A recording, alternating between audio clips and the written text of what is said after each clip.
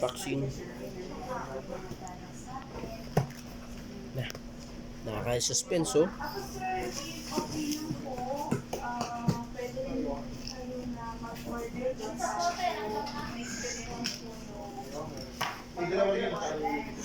Ooh. Wow. Knife.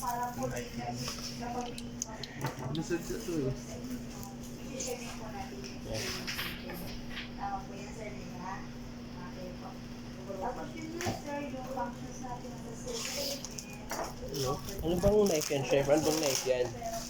Tawag nito Siberian. May pangil ba yan?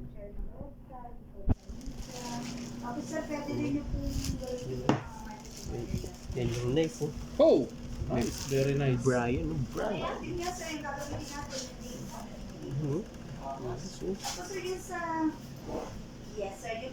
Pang saan gamit yung chef? Mostly? Sa pag-slice ng karne, ng gulay, all around to na kutsilyo. HM.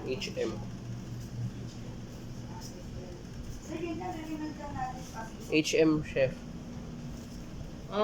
This cost 2,700 dalawa. 2,700.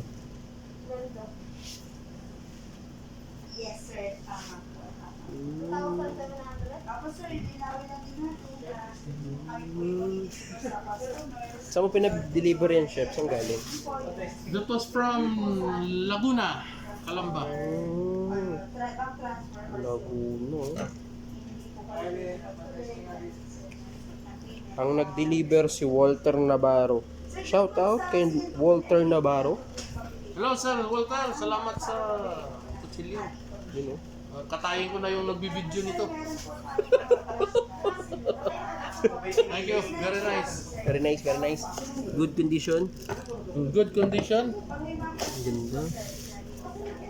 Ba't may mga ganda siya siya? Tama ng ano yan.